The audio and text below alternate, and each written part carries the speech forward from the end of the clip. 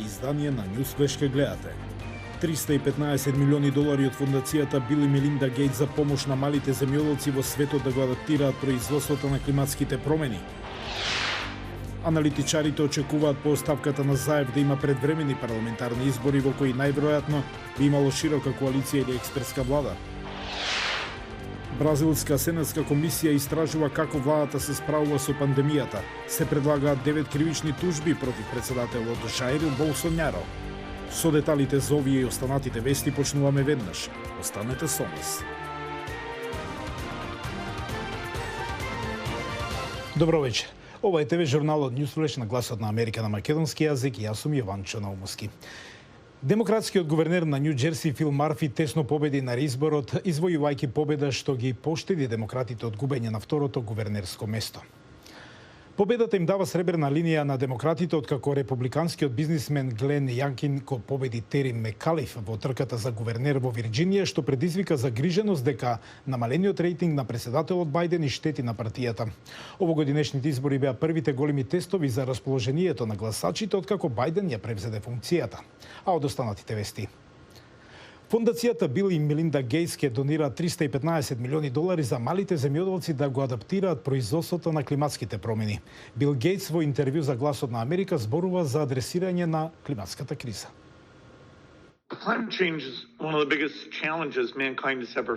Климатските промени се еден од најголемите предизвици со кои некогаш се соочил светот. Секоја измината година, поради емисијата на јаглерод диоксид, климата ќе се затоплува, што би значило дека некаде во близина на екваторот земјоделството или градежништвото ќе станат невозможни.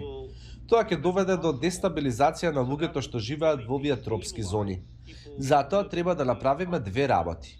Да ги запреме тие емисии со амбициозна цел до 2050 година, а во меѓувреме да им помогнеме на државите да се адаптираат на временските промени. А како ќе се знае дали климатскиот самит беше успешен? Длабоко вклучен е и приватниот сектор. Ја идентификуваме потребата од иновација и меѓусебна соработка на сите сектори. Сега вложуваме големи напори за адаптација. Не велам дека заложбите од Париз не се доволни, но во наредните 5 години треба да видиме зголемен ангажман во однос на различни прашања, како подобри регулативи, поголема вклученост на приватниот сектор и иновации. Еве што предлага конкретно за иновациите. Многу држави најавуваат зголемени ресурси, вклучувајќи го и председателот Бајден. Најавуваме 350 милиони долари во наредните 3 години за така наречен конзорциум за семе или CG систем. Приоритет ќе биде инвестирање во поквалитетни семиња што ќе успеат и покрај климатските промени. Очекуваме дополнителни милиарди долари за овие напори, од кој бенефит ќе имаат стотици милиони земјоделци. Гласот на Америка го праша што може секој од нас да направи да придонесе кон решението за глобалното затоплување.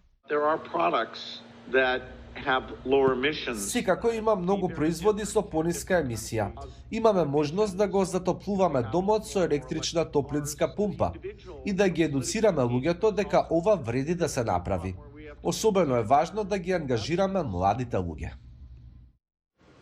Аналитичарите и експертите по оставката на Зоран Заев велат дека најверојатно ќе има предвремени избори од кои се очекува нов состав од широка коалиција или експертска влада, поддржана од повеќето политички партии во парламентот. Со нив разговараше Мики Трајковски. Со оставката на Зоран Заев од премиерската позиција и од функцијата претседател на СДСМ, откако неговата партија ги изгуби локалните избори, Северна Македонија де факто е во политичка криза, вели за Гласот на Америка политичкиот аналитичар Петар Арсовски.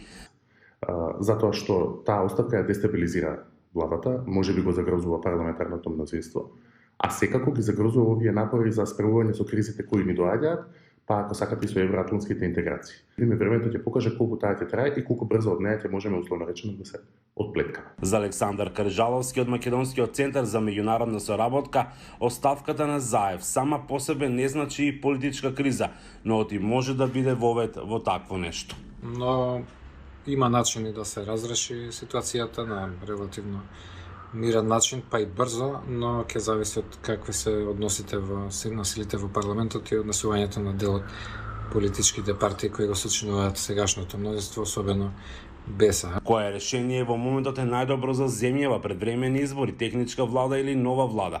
За Кржаловски најочекувано е да има нов мандатар од СДСМ и да продолжи со работа истата влада со постечкото парламентарно мнозинство. Најдобро решение или посакувано дури би било широка коалиција и особено ваквата ситуација да нема мандатар, па дури јасен наследник на Заев во СДСМ возможува и експертска влада, поддржана од сите или од повеќето политички партии во парламентот, која мислам дека е најпотребна во овој момент, особено со престојните очекувани по-комплицирани состојби со Бугарија во декември, дали ќе дојде до деблокада и со енергетската криза. Зарсовски во игра се 4 сценарија, но и најостварливо е следново.